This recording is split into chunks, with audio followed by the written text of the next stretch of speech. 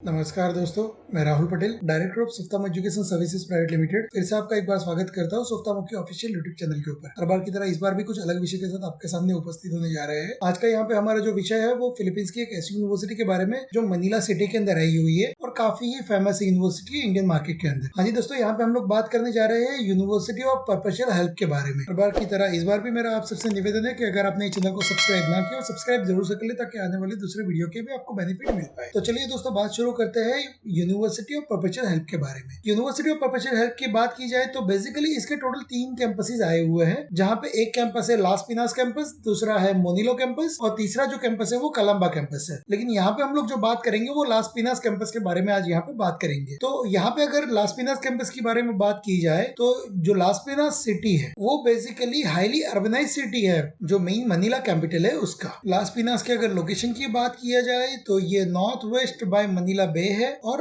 उसका half of the land area जो है वो रेसिडेंस से बना हुआ है और हाफ पोर्शन जो है जिसके अंदर कमर्शियल, इंडस्ट्रियल और इंस्टीट्यूशनल पर्पस के लिए यूज होता है। सिटी के अगर टोटल एरिया की बात की जाए तो करीबन 32.69 स्क्वायर किलोमीटर यानी कि करीबन 12.62 स्क्वायर मीटर के आसपास का उसका टोटल एरिया है। टोटल पॉपुलेशन की बात की जाए तो करीबन की उसकी आबादी है। यहाँ पे स्टूडेंट का और पेरेंट्स का एक क्वेश्चन रहता है कि अगर इस सिटी में जाना है तो कैसे जा सकते हैं। तो सबसे पहला तो मनीला प्रांत जो है उसका ही ये सिटी है।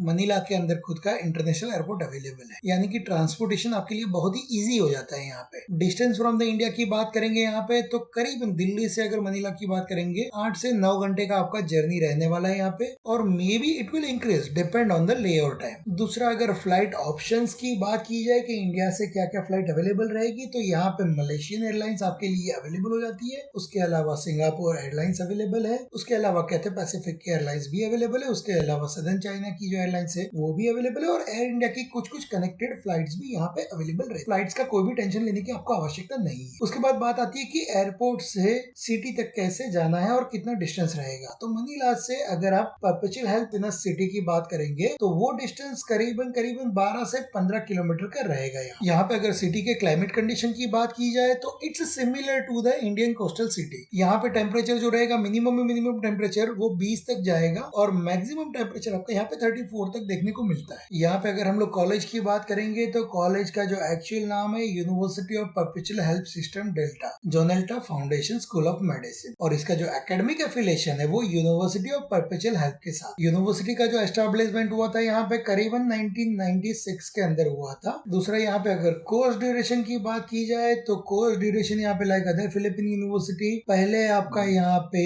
प्री मेडिसिन कोर्स होता है जिसको एबी साइकोलॉजी बोला जाता है, जिसका ड्यूरेशन यहाँ पे 12 से 18 मंथ का रहेगा, यानी कि 2 साल बोल सकते हो आप। उसके बाद आपका यहाँ पे एनमेट का एग्जाम रहेगा, जो एनमेट का एग्जाम आपको यहाँ पे 40 परसेंटाइल के साथ क्वालिफाइड करना रहता है। और उसके बाद एमडी कोर्स रहेगा जो 4 इयर्स का रहता है, including the 1 year of clerkship training. दूसरा, यहाँ पे मीडियम ऑफ इंस्ट्रक्शन की बात की जाए तो it's a completely English medium university और फिलीपींस का सेकेंडरी लैंग्वेज जो है वो इंग्लिश ही है। तो हर एक पब्लिक यहाँ पे आराम से इंग्लिश बोल सकते हो और समझ भी सकते हो। तो लैंग्वेज का कोई बैरियर आपको यहाँ पे आने वाला नहीं है। उसके बाद एक्रेडिटेशन के बारे में बात करेंगे तो यूनिवर्सिटी के पास हर एक टाइप का एक्रेडिटेशन यहाँ पे अवेलेबल है। यहाँ पे अगर हम लोग बात करेंगे एनएमसीआई, एमसीआई के बारे में, जो कि इंडिया के अंदर प्रैक्टिस करने के लिए रिक्वायर्ड है, तो यूनिवर्सिटी के पास अवेलेबल है। उसके बाद अगर कनाडा, यूएसए या फिर गल्फ कंट्री के अंदर प्रैक्टिस करने के लिए ECFMG रिक्वायर्ड है उसकी बात करेंगे तो वो भी यूनिवर्सिटी के पास अवेलेबल है। इसके अलावा यूके के अंदर प्रैक्टिस करने के लिए GMC का रिक्वायरमेंट रहता है, जो कि यूनिवर्सिटी के पास यहाँ पे अवेलेबल है। कोई भी यूनिवर्सिटी सिलेक्ट करने से पहले ऑलवेज पेरेंट्स का एक कंसर्न होता है कि यूनिवर्सिटी के अंदर पढ़ाई करने के लिए कितना खर्च लगेगा यहाँ। तो यहाँ पे अगर हम लोग टोटल फीस की बात की जाए कॉलेज की तो टोटल जो बजट रहता है ट्यूशन फीस का सिर्फ वो करीबन 23 से 24 लाख के आसपास रहता है। और उसके बाद अगर अकोमोडेशन और फूड सबको मिलाया जाए यहाँ तो वहाँ पे जो बजट जाता है वो करीबन 34 टू 36 लाख के आसपास यहाँ पे देखने को मिलेगा आपको। यहाँ पे अगर अकोमोडेशन की बात करी जाए तो यूपीएच का खुद का अकोमोडेशन अवेलेबल है। उसके अलावा अगर आप प्राइवेट अकोमोडेशन में रहना चाहते हैं, प्राइवेट अकोमोडेशन भी आपके लिए अवेलेबल हो जाता है। उसके अलावा अगर फूड के लिए बात की जाए तो यूनिवर्सिटी का खुद का इंडियन मेस फैसिलिटी अवेलेबल है और वहाँ पे मनीला सिटी के अंदर काफी सारे इंडियन रेस्टोरेंट्स भी अवेलेबल है, यानी और हालांकि आप खुद से सेल्फ कुकिंग करना चाहे तो भी कर सकते हो, तो फूड के बारे में कोई भी टेंशन लेने की आवश्यकता नहीं है। यहाँ पे अगर एलिजिबिलिटी क्राइटेरिया की बात की जाए तो फिलीपींस की हर एक यूनिवर्सिटी की तरह यहाँ पे भी यूनिवर्सिटी में आपको आपका एकेडमिक 2 बार प्रूव करना पड़ता है। सबसे पहला जो प्रूव करने की बात आती है यहाँ पे 12th के अंदर आपका 50%, अगर आप जनरल कैटेगरी से बिलोंग करते हो तो 50% होना अनिवार्य है, और अगर आप SC/ST कैटेगरी से बिलोंग करते हो तो वहाँ पे आपका 45% होना जरूरी है। उसके अलावा नीट भी आपको क्वालिफाइड होना जरूरी है यहाँ। और दूसरी बात यहाँ पे ये भी आती है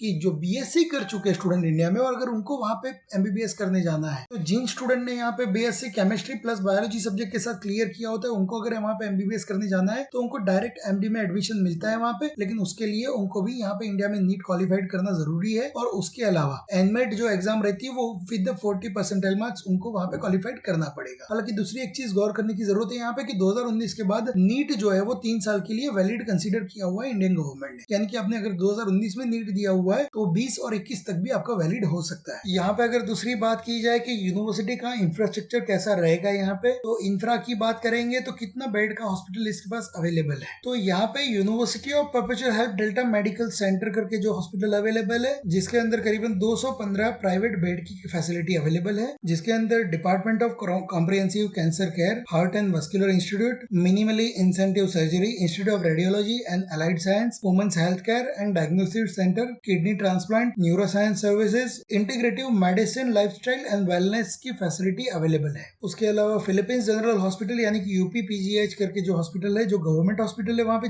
जिसके अंदर करीबन 1500 बेड की कैपेसिटी है, जिसके अंदर 1100 जितना चैरिटी बेड है और 400 जितना जो है वो प्राइवेट बेड कैपेसिटी है, जहाँ पे आपको department of family community medicine, anaesthesiology, internal medicine, surgery, neuroscience, paediatric है यहाँ पे, then head and neck surgery है, ऑप्थेमोलॉजी है, ऑर्थोपेडिक्स है, रिहेबिलिटेशन मेडिसिन है, साइकेट्रिक है, रेडियोलॉजी है, पैथोलॉजी है, इमरजेंसी मेडिसिन है, ऑब्स्टेट एंड गायनेकोलॉजी है एंड डर्मेटोलॉजी है। ये सब ब्रांचेस की ट्रेनिंग वहाँ पे आपको प्रोवाइड की जाती है। उसके अलावा university of perpetual health medical centre है जो बिनान लोगोना में आया हुआ है, और उसके अलावा Bacoor health centre in the coordination with the municipality of Bacoor Cavite, जिसके साथ यूनिवर्सिटी का कोलैबोरेशन है। उसके अलावा दूसरी एक खास चीज आपको यहाँ पे देखने को मिलेगी इंटरनेशनल कोलैबोरेशन के बारे में। तो इंटरनेशनल कोलैबोरेशन की बात करेंगे तो यहाँ पे US के अंदर काफी सारी यूनिवर्सिटी के साथ इसका कोलैबोरेशन है, जिसके अंदर सेंट बर्नार्ड हॉस्पिटल जो है शिकागो के अंदर आया हुआ है, उसके बाद लोरेटो हॉस्पिटल है जो भी शिकागो के अंदर आया हुआ है, उसके बाद हॉली क्रॉस हॉस्पिटल है वो भी शिकागो के अंदर आया हुआ है, उसके बाद RMI शिकागो स्पेशलिटी हॉस्पिटल है जिसके साथ यूनिवर्सिटी का कोलैबोरेशन है, उसके बाद नॉर्वेजियन अमेरिकन हॉस्पिटल जो शिकागो में ही आया हुआ है, इसके साथ यूनिवर्सिटी का कोलैबोरेशन है। यानी कि आपको यहाँ पे इंटरनेशनल जो एक्सपोजर है वो काफी भी बेटर मिलने के चांस बढ़ जाते हैं। नंबर ऑफ इंटरनेशनल स्टूडेंट की यहाँ पे हम लोग बात करेंगे तो आज की डेट में करीबन 1500 से प्लस इंटरनेशनल स्टूडेंट पढ़ाई कर रहे हैं। सबसे अहम पहलू जो है वो FMG के परफॉर्मेंस के बारे में, वो हर एक पेरेंट्स का कंसर्न होता है यहाँ पे। तो अगर FMG परफॉर्मेंस की बात करी जाए तो यहाँ पे 2012 से 14 की अगर हम लोग बात करेंगे, जो रिजल्ट रखा हुआ है नेट बोर्ड की वेबसाइट पे, जहाँ पे करीबन 90 स्टूडेंट ने एग्जाम दिया था, जिसमें से करीबन 13 स्टूडेंट क्वालिफाइड हुए थे, यानी कि यहाँ पे जो रिजल्ट था वो करीबन 14.44% था। उसके बाद अगर 2012 to 15 की बात की जाए तो यहाँ पे सिर्फ 4 बच्चों ने एग्जाम दिया था, जिसमें से एक स्टूडेंट क्वालिफाइड हुआ था, यानी कि यहाँ पे जो रिजल्ट था वो करीबन 25% के आसपास था। उसके बाद अगर आप देखेंगे 2019 के अंदर तो वहाँ पे करीबन 206 स्टूडेंट ने एग्जाम दिया था, जिसमें से 88 स्टूडेंट क्वालिफाइड हुए थे, यानी कि यहाँ पे परफॉर्मेंस आप देखेंगे तो करीबन 42.72% रिजल्ट था। और उसके बाद अगर जो लेटेस्ट रिजल्ट है 2020 का उसकी बात की जाए तो जहाँ पे 394 स्टूडेंट ने एग्जाम दिया था, जिसमें से करीबन 121 स्टूडेंट क्वालिफाइड हुए थे, यानी कि रिजल्ट यहाँ पे बात करेंगे तो 30.71% रिजल्ट है। यहाँ पे अगर बात करेंगे सोफ्तामो का ओपिनियन क्या है इस यूनिवर्सिटी के बारे में, तो यहाँ पे हम लोग बात करेंगे सबसे पहले तो biggest campus university in entire Philippines, जिसके अंदर 6 इयर्स का BSMD प्रोग्राम है, जिसमें 1 ईयर का क्लर्कशिप अंदर इंक्लूड है। Graduating from university of perpetual help itself is a different task and prestigious for any student. दूसरी बात है one of the most living place in the Philippines, capital city है Philippines का, तो यहाँ पे कोई भी दिक्कत आपको आने के चांसेस कम हो जाते हैं एंड हर एक फैसिलिटी इजीली अवेलेबल हो जाती है यहाँ। दूसरी बात आती है they maintain the strict decorum and discipline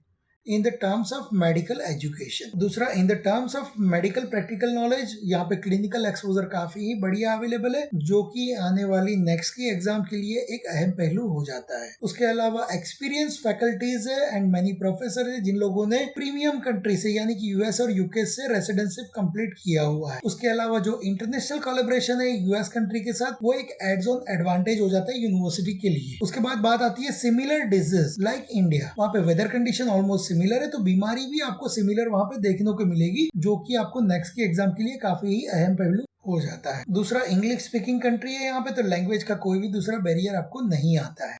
parents का दूसरा कंसर्न रहता है कि सेफ्टी क्या रहेगी बच्चों की यहाँ पे। तो इन the terms of the safety specially for the girls, यहाँ पे सोफ्थामो गारंटी देता है। और उसके बाद अगर लोकल सपोर्ट की बात की जाए तो local support system of the सोफ्थामो ऑलवेज अवेलेबल हो जाए। तो आई थिंक दोस्तों आपको आज का ये वीडियो पसंद आया होगा। अगर पसंद आया है तो लाइक करना ना भूले एवं अपने दोस्तों के साथ जरूर से शेयर करें। उसके अलावा कोई भी डाउट है, कोई भी क्वेश्चन है, दिए गए नंबर के ऊपर आप कॉल करके बात कर सकते हैं। उसके अलावा कोई भी क्वेश्चन है आपको ईमेल करना है तो नीचे दिए गए मेल के ऊपर मेल भी कर सकते हैं। उसके बाद अगर आपको चैट करना है तो हमारी वेबसाइट के ऊपर चैट सेक्शन अवेलेबल है, जहाँ पे चैट पे भी आप हमसे बात कर सकते हैं। और अगर आपको कंप्लीट काउंसलिंग चाहिए थ्रू द वेबिनार अपने घर पे बैठ के, तो आपको हमारे नंबर पे कांटेक्ट करना होगा या तो फिर चैट सेक्शन पे चैट के पे बात करनी पड़ेगी, जहाँ पे आपको वेबिनार का लिंक प्रोवाइड किया जाएगा, जहाँ पे आप अपनी फैमिली के साथ कंप्लीटली काउंसलिंग का फैसिलिटी ले सकते हो। और फिर से मेरा निवेदन है दोस्तों आपसे कि अगर आपने चैनल को सब्सक्राइब ना किया, सब्सक्राइब जरूर से कर ले, ताकि आने वाले दूसरे वीडियो के भी आपको बेनिफिट मिल पाए। तो आज के लिए इतना ही दोस्तों, धन्यवाद, टेक केयर।